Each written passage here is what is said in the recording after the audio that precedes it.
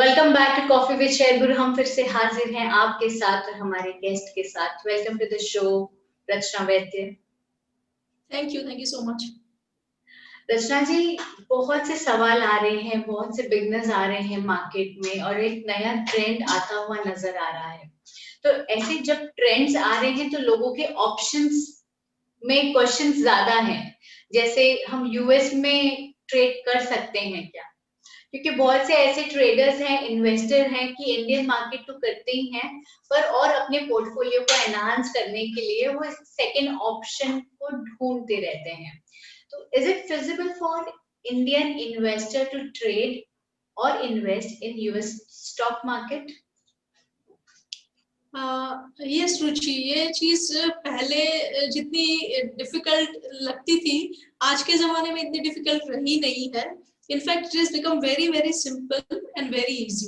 अब बात यह है कि एक इंडियन इन्वेस्टर अगर यूएस इक्विटी मार्केट में पार्टिसिपेट करना चाहेगा, इन्वेस्ट करना चाहेगा, तो व्हाट ही और she is doing essentially is कि वो अपने एक additional element of diversification add कर रहा है अपने पोर्टफोलियो में। कि अलग अलग स्टॉक में आप जैसे पैसे लगा के डाइवर्सिफाई करते हैं, ऐसे आप अलग अलग इकोनॉमी में भी जा रहे हैं। तो ये एक एडिशनल डाइवर्सिफिकेशन का एलिमेंट है आपके लिए और बड़ी अच्छी बात है। और बड़े सारे मेगा कॉर्पोरेशंस है जो यूएस बेस्ड है, तो आप उनकी ग्रोथ स्टोरी में पार्टिसिपेट कर सकते हैं by investing in the US market. अब इसमें पॉसिबिलिटी 100% है, बहुत आसान है। जितना हम सोचते हैं कि कैसे करें, ऐसा कुछ है नहीं। सिंपल सी बात है, आपने या तो कोई ऐसा इंडियन ब्रोकर ढूंढना है जिनका कोई टाइप होता है फॉरेन ब्रोकर्स के साथ, और काफी सारे ऐसे हैं, बहुत बड़े बड़े ब्रांड नेम्स में से ऐसे हैं। और या तो आप ऐसा कर सकते हैं कि कोई फॉरेन ब्रोकर जिनका ऑफिस इंडिया में भी हो, उनके साथ ओपन करें अपना account. So basically what you to do is you to have an account with a broker, with an international type और with an office in India.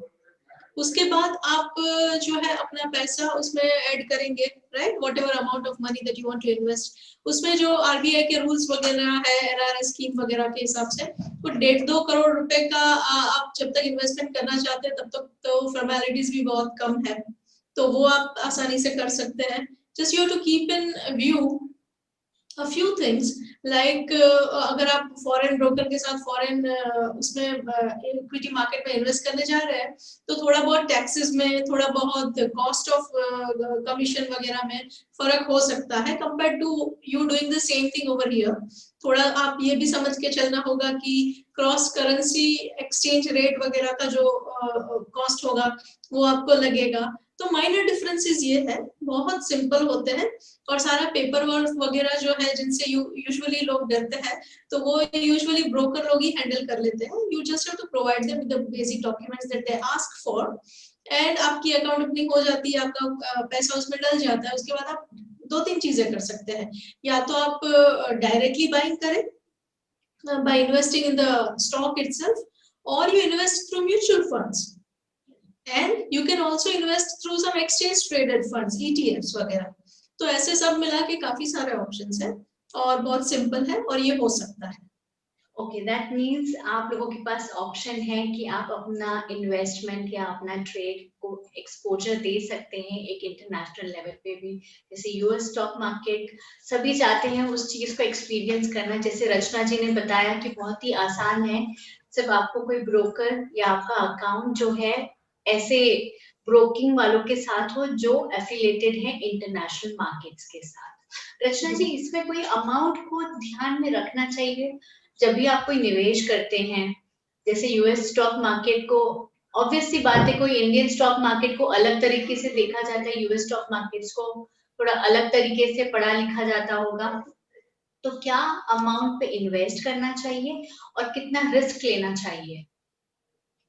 देखिए, रिस्क की जहां तक बात है तो मैं यही कहूंगी कि हर एक बंदे का अपना जो इंडिविजुअल रिस्क एपिटाइट होता है उस हिसाब से ही उसको चलना चाहिए। इसमें कोई जनरलाइज्ड रूल्स नहीं है, it is very much personal to a person. तो उनका अपना रिस्क एपिटाइट देखे, वो उसमें से जो उनका जो टोटल फंड्स है, जो स्पेयर फंड्स है जिनको वो इधर उधर एलोकेट करना चाहते हैं, उसमें से कितना पोर्शन वो बाहर की इक्विटी में डालना चाहते हैं, बाकी का वो अलग जगह पे भी रख रहा है होगा बंदा, इंडियन इक्विटी में डालेगा, गोल्ड में डालेगा, एफडी में डालेगा, रियल एस्टेट में डालेगा।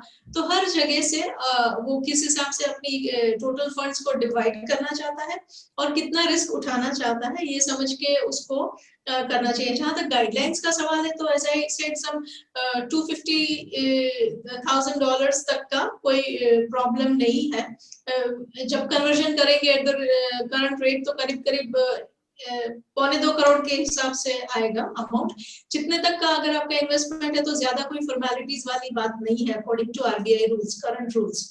और उसके अलावा जो है कुछ एडिशनल डिफरेंट अमाउंट होगा तो ऑब्वियसली आपका ब्रोकर आपको उस हिसाब से गाइड करेगा। हम फिर से हाजिर होंगे आपके साथ और हमारे गेस्ट के साथ।